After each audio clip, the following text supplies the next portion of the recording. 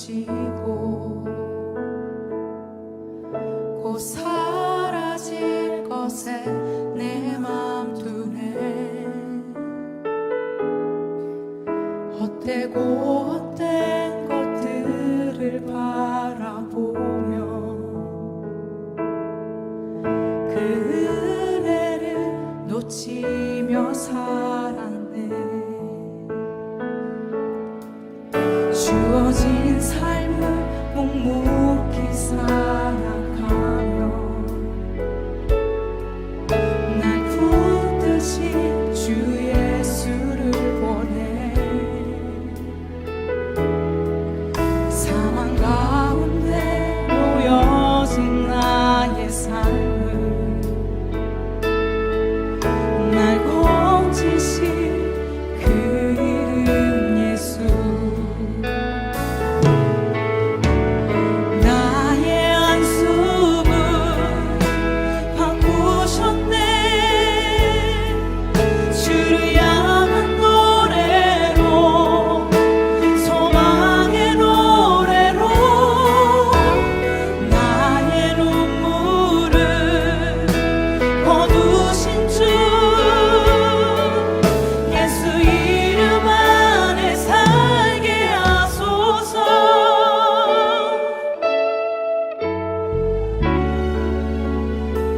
주어진 삶을 묵묵히 살아가고 날 붙듯이 주 예수를 보내. 사망 가운데 놓여진 나의 삶을 날 건지신 그 이름 예수. 나의 한숨을 바꾸셨네. 나의 한숨을 바꾸셨네. 주를 향한 노래로, 소망의 노래로 나의 눈물을 거두신 주 예수 이름 안에 살게 하소서. 나의 한숨을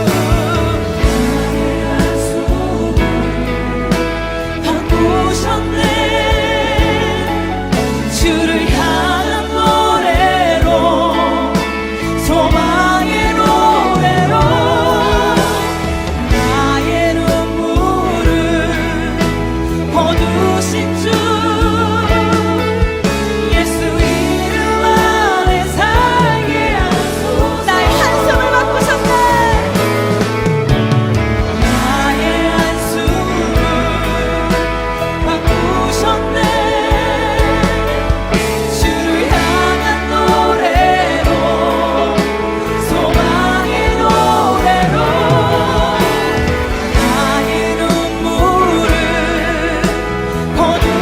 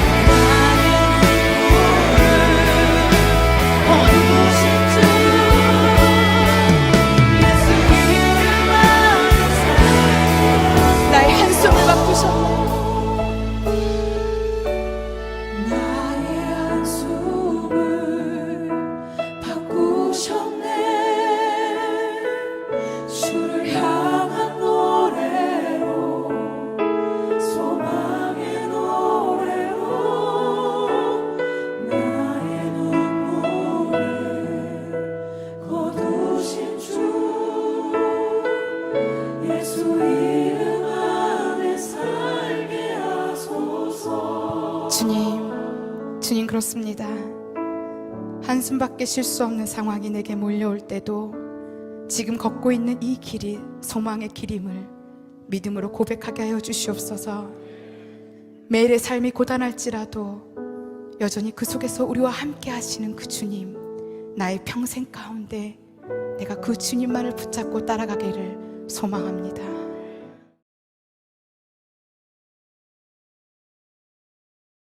그러므로 예수께서 그들에게 이르시되 내가 진실로 진실로 너희에게 이르노니 아들이 아버지께서 하시는 일을 보지 않고는 아무것도 스스로 할 수 없나니 아버지께서 행하시는 그것을 아들도 그와 같이 행하느니라.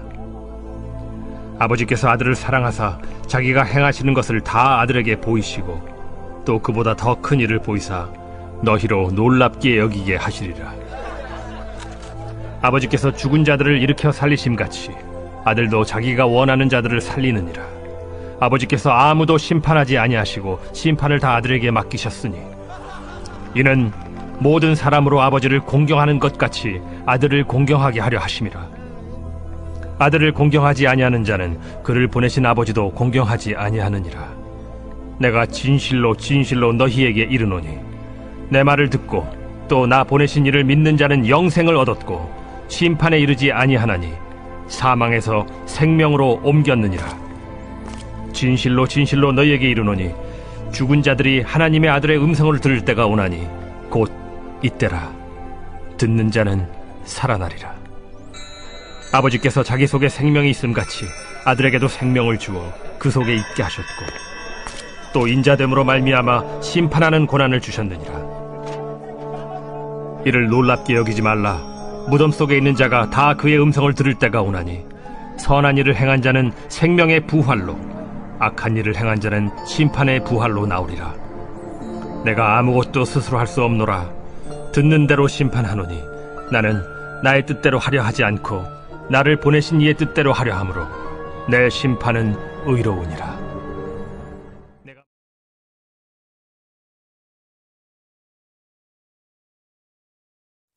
오늘 우리가 함께 나누는 말씀은 요한복음 5장 19절에서 30절까지의 말씀입니다.